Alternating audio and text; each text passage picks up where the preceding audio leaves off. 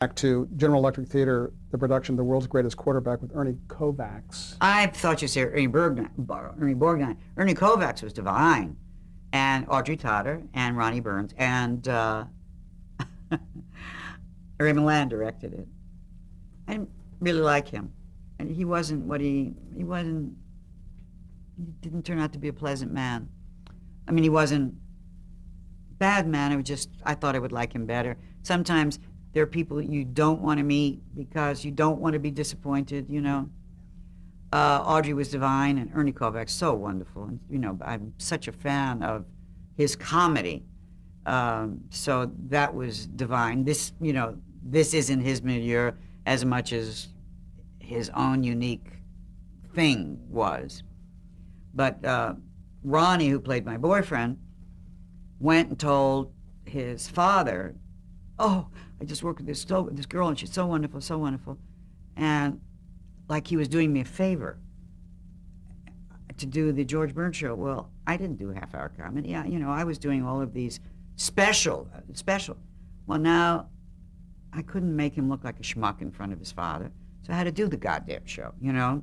Then I was dating Ronnie, but I was actually a beard because he was going with a married lady, and I was the one he could bring around George and Gracie, because Gracie liked me, George liked me, and Jack Benny loved me. So I'm doing this fakakta, you know, George Burns show, which I wouldn't have taken, you know, I mean, material I tried to do at least, you know, had something redeeming about it. This was like a little sitcom. So later I said to George, you know, I went with the wrong Burns. I should have gone with you. You know, you're my style, you know. And later, of course, I did do Oh God, with George. But always at parties, I would get to sit. George Burns and Jack Benny would sit together, and I'd have the pleasure of being with him. And Gracie liked me, and I loved Mary Livingston, you know, Mary Benny. So that really led to a relationship with the elders that was lovely. Did you find when you worked with other actors that you picked up things or learned things from them, or how did that, in your career, how did that work in terms of? You know, I think there are things you just learn, by osmosis, and by maturing yourself, you know, by being in the trenches long enough that you just kind of get it. But I was so involved, you know, in the work that it never occurred to me to watch somebody to see what they were doing, because then that would take me out of the moment. I would have been standing outside of myself. So I would say basically no is the answer to that question. But when I did Rome Adventure with Troy, he was very, very gentle, very sweet man. He was really a very sweet man, and not a very good actor, but a very sweet man. But he was the one who said, this is your mark, this is a thing, you know, just the technical stuff that you have to know so that that's out of the way, and you can give a performance. And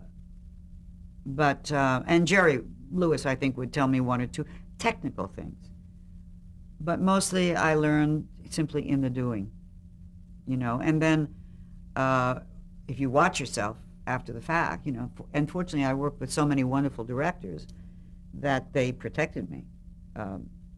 But live television, you know, you're out there. And the strange thing is, the best melding of what I have to offer as an actor and the milieu in which to do it, for me, is theater, which is my least favorite thing to do because I have stage fright, which I don't have on sitcoms. It's just different, you know. But I mean, in the theater, I would wake up every morning and go, oh my God, I've got to be on stage tonight at 8 o'clock, and just simply stay focused on what I had to do from 8 o'clock on, and live a life of discipline and fear that I just don't want to do. But because I have a very big voice, and and I'm powerful, you know, and I have a really great range, that the place for me really should have been the theater. But always I've chosen what was right for my life. And I was a Broadway star. I was 21, 20, 19, and all my friends were going out on dates and falling in love and getting married and having babies. And, I was going to the theater every night, and civilians don't want to date someone. They have to go to work in the morning, I had one boyfriend who would take a nap, and then come at 11 o'clock, pick me up at the theater, and we'd go to eat. I wanted the chance to be a girl. And that's why I came out to California to do movies. So performing in a sitcom, was there more of a comfort zone in that kind of, even though there was a live audience? Yes, Why? because, well, first of all, it's 400 people. Second of all, if there's a mistake, you can fix it. And you have rehearsal. And of course, if you're in a show that runs for a period of time, you really are the guardian of your character, because writers come and go, directors come and go. You know the history of, it's like Marsha Wallace used to say, I'm the one that knows that Carol slept with Howard and with Jerry, and this one knows she has a tattoo on my ass, and there are things that so that you're comfortable in that. I never had trouble with lines. I really would. And there was, especially in Newhart,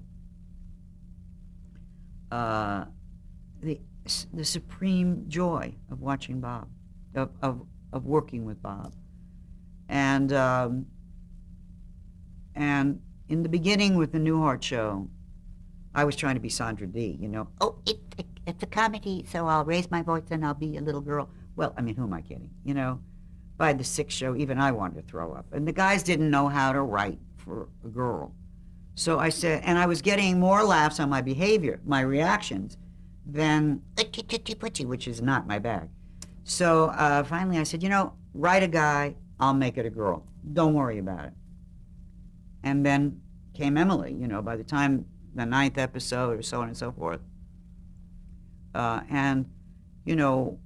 I've often said that we were a very unique couple. It's something that had never been on television at that time. First of all, we were a married couple who loved each other. We did not denigrate each other. We were partners. We were equals. We were smart and both working. There were no children to teach us lessons. Howard was our child, in effect, our next door neighbor. And we were obviously sexual, that the love and spilled over into.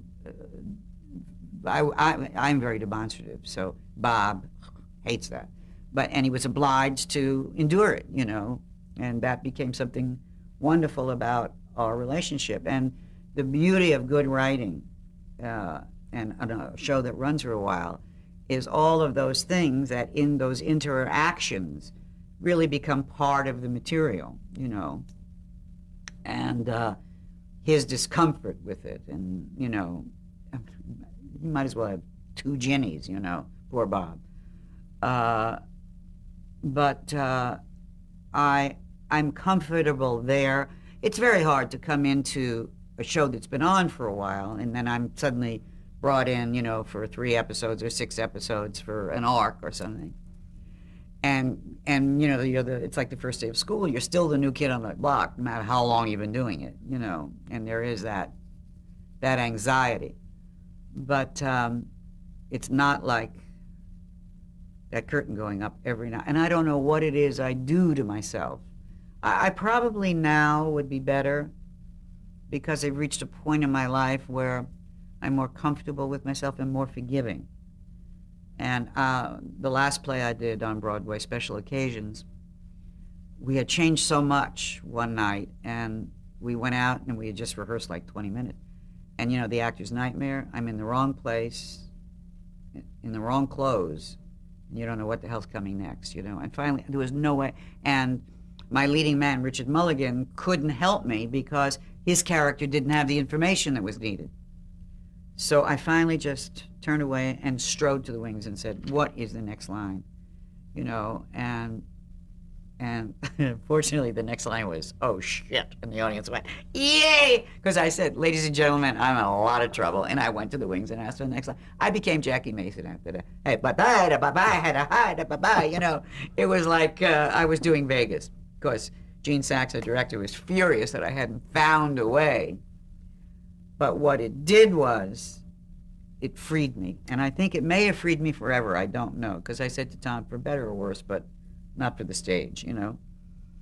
But I do think now I could wake up in the morning and go, oh, God, I got to be on stage tonight, but not suffer so much. I don't know. One of the notable productions you were in, you took over for Anne Bancroft, I think, and The Miracle Worker. What was that like, first of all, taking over a role that had been established and also working with the child actor, Patty Duke? Well, I also had done Two for the Seesaw. So when they offered me The Miracle Worker, I said to Arthur and, you know, all the people involved, oh, I couldn't do that part. I'm much too fragile. And Arthur Penn said to me, excuse me? Fragile? Don't you have the truck parked outside, you know? But I was a girl. I was a girl, you know, and I'd seen Anne in this play and thought, oh, my God. Oh, my God. And then I thought, you know what? What was I, 21, 22? So I fall on my ass. So what? That's what this journey is about. If you're not willing to fail, then you'll never be great, you know? So I said, if you think I'll try. But unfortunately, Anne had told them that she wanted to take a break before she did the movie. And they said to her, please, we'll never find anybody. There's just you. You're the only one. Ba-ba-da-beep-ba-da-ba, we can't. Ba-bop. And then they came and said, okay, great, you can leave. We got Suzanne Pleshette, and it'll be fine. And the next thing you know, they're ripping her clothes off. They're still warm, and they're putting them on me. Well, Anne was furious. She was shaken. And Patty thought, aha, Patty was 15. I'm going to be the star of the play now, you know. Well, hello. Well, And Anne would come and take her to lunch. And then that night, after they had lunch, Patty would beat the shit out of me, you know. And I said to her, don't provoke me. I said, you know, I have a terrible temper. I mean, it takes a lot to get me there, but if you're going to do that, there's not going to be a set. Because I was there, you know, I was scared. My first performance was the Actors Fund benefit. I hadn't even been on the rotating stage. And we had problems, Patty and me. Then one night, I don't know what happened, I don't remember, but it was a bad night. And something in me snapped, you know, really snapped. You know, like when people lift a car when there are kids underneath it or pick up a refrigerator. You know, she's got her legs wrapped around the chair. This is in the fight scene. And Patty weighed 90 pounds, you know. And I weighed, what, 100, 102?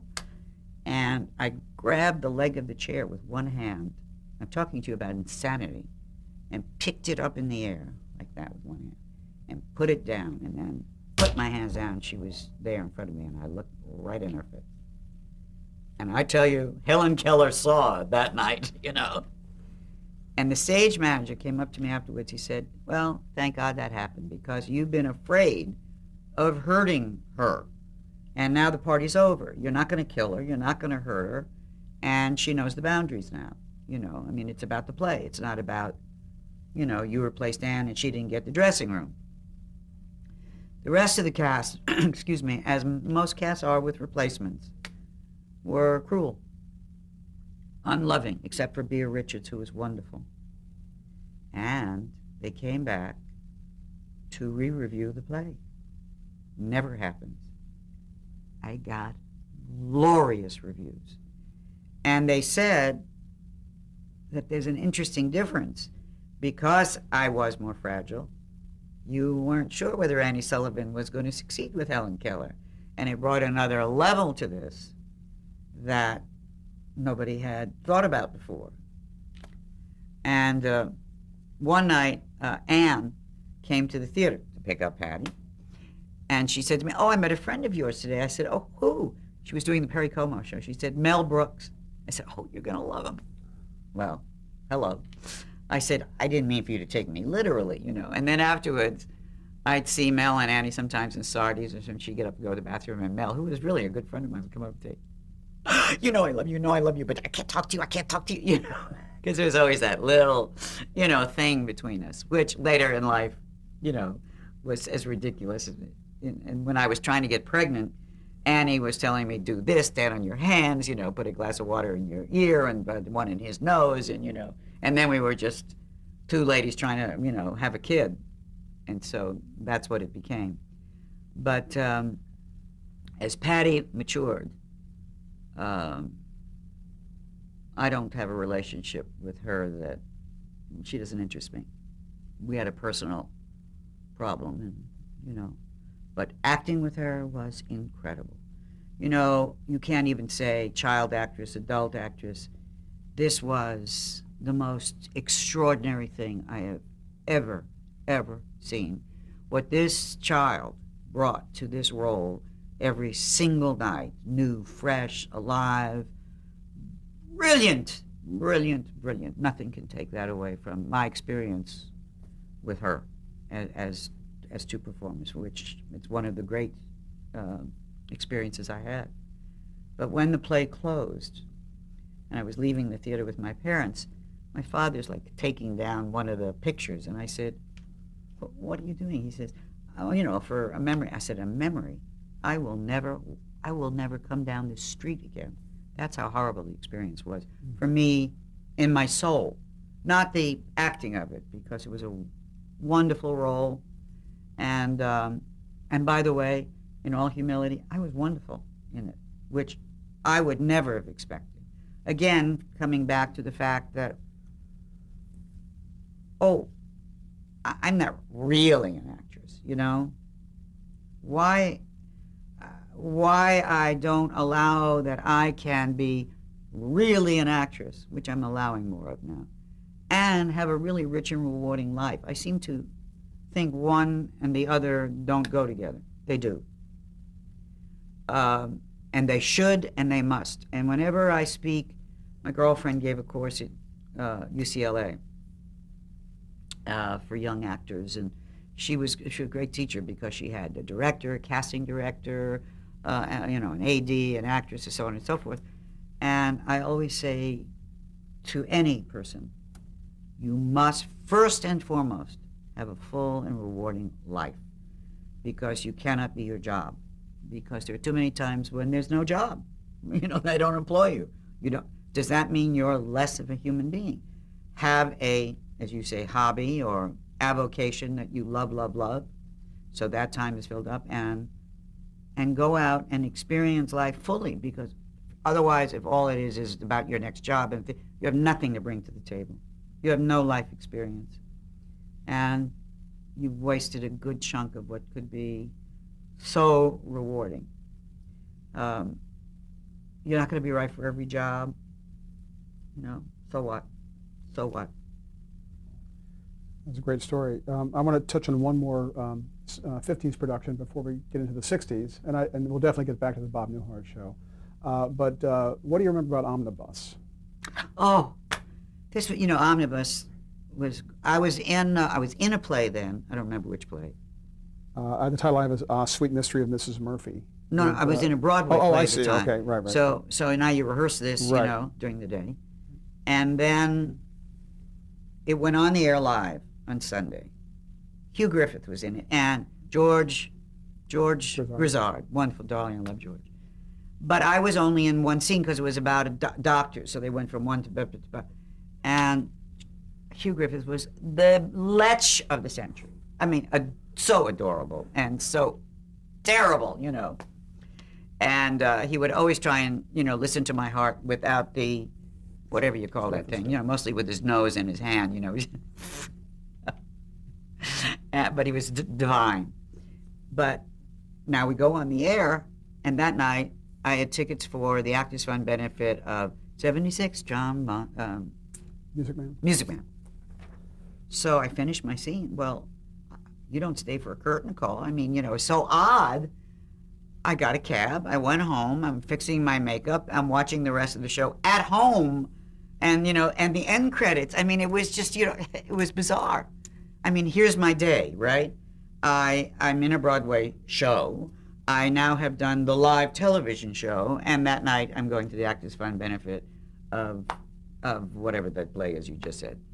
And I thought, this is the way it was then. Rehearse during the day down in near Ratner's and do a show. And I remember I was doing something at Studio One or something. Maureen Stapleton and Eli Wallach, who I was working with, were doing For Whom the Bell Tolls with Maria Schell. So we'd all have lunch together and then go back and do our play, and then, live. Now I'm on stage, and this is The Cold Wind and the Warm. And in the scene, Maureen says, "This is your room," and I go off, my character goes off into her room. And Maureen is fluffing pillows, and she's carrying, and she said, "No, Eli. No, Eli, no, Eli." So she opens the door that I've just gone out of, and she said, is there anything I can help you with? Praying, somebody will say. And I said, no, I was too young, I closed the door. What the hell was I going to do? Eli, running out. He was watching himself on For Whom the Bell Tolls on television, which had been taped earlier or something because they were on the stage. I mean, it was crazy, our lives then. And exciting. It was great.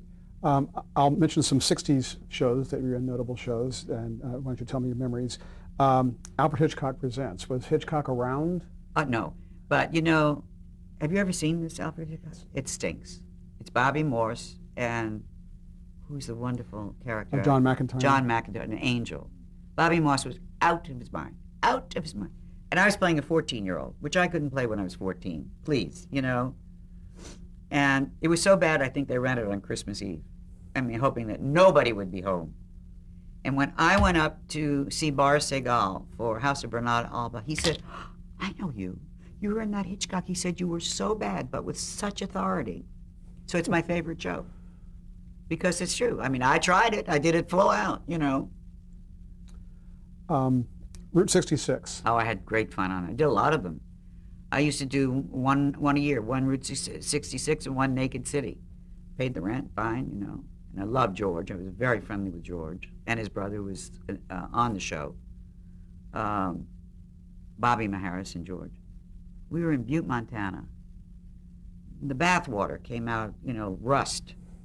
And I remember Bobby Maharis going out and buying me bubble bath and a rubber ducky because I wouldn't take a bath. And they finally said, the crew said, bathe, And Jack Martyr was the cameraman on that. And he had a ranch there. So Maharis and I, here these two New York kids, we're running through the field. Oh, the joy of nature, nature, nature. And here's a lovely rock, and I step in the rock, and of course it's a meadow muffin, cow dung. We both sunk in up to our ankles. I've never had athletes, but nothing will grow there ever since. But you always went different places, and by then it's a rotating family. That's why I say you're not the new kid on the block. Everybody knows you, and everybody was always wonderful to me. Wonderful to me. I was working with director Arthur Hiller. I loved Arthur. That wasn't Butte, Montana. That was Fort Huachuca. No, that was wherever there's Camarillo, I think. He had me, God bless him, he's so cute, Arthur. It was supposed to be in a rainstorm, so they had the rain machines. Meanwhile, you're plugged into 7 lights. I mean, who needed a perm? Your hair exploded from electrical shock, but you just keep acting, What about when you worked on Dr. Kildare? That was extraordinary. Raymond Massey, Richard Chamberlain? That was mainly because of the character I played and the story, which was a wonderful story. That was my first nomination. This is a girl who was dying of, I think, leukemia. Yes, leukemia. Who Dr. Kildare fell in love with, and she was dying. And Richard fell in love with the character. Richard's had a crush on me forever, but I don't think it's me. I think it's the dead girl. And he also, I mean, I remember doing one scene where I didn't want him to look at me, and I had this orange chiffon dress, which was mine. Half the time I wear my own clothes. And I asked him to make me a stole of chiffon, and I put it over my head because I didn't want him to, and he's trying to talk to me. It became so interesting. So interesting. It was a wonderful, wonderful character. And I love doing that show. I love Richard. I just love him. And Ray was dear. The Fugitive, which was one of my favorite shows. Well, Fugitive. Mm-hmm. Tell us about David Janssen. Well, David Janssen was one of the great loves of my life, you know. And if David were here, he would pop in and tell you that, you know, David needed to figure out his own life and his own marriage, and I sent him off to therapy. And I said to David, when you decide what you need to do, because this isn't about you and me, this is about you and Ellie, you know, this is about your life. If you want me, come and get me. If I'm free, lucky you. If not, you blew it. And when he came to get me, I was married to Tommy Gallagher. And he and Tommy became very, very good friends. As a matter of fact, Tommy was a pallbearer at his funeral. And the guys were all at lunch at Mommy's Own one day, and he said, the biggest mistake I ever made in my life, and he realized Tommy was there, you know, and he said, I can say it in front of you because you know it. He says, well, I didn't marry Suzanne. And Tommy said, lucky me. And at David's funeral, Angie came to me and she said, if he'd married you, he'd still be alive. And that's possible. That is possible. And Danny, who's his widow, who's a wonderful, fabulous girl, she and Tommy were always great because they knew that David and I had loved each other, had nothing to do with them, and that our love for each other grew out of friendship, you know, and then love, and then friendship again, and loving friends. And if anybody had said, you can't see each other, I don't know, maybe we would have done something stupid. But because they knew that what we had something that didn't take away from what they had, in fact, it enhanced it in many ways, they were very generous about that. And we loved acting together. Did you meet on the set, or did you meet before? No, we knew each other before. Yeah. You did another show, which in its own way had a similar theme of, in The Fugitive, of course, there was a doctor trying to prove to the world he was innocent. The Invaders was about a guy trying to prove to the world they're aliens. What was that experience like working? In fact, let's change tape. We'll come back to The Invaders.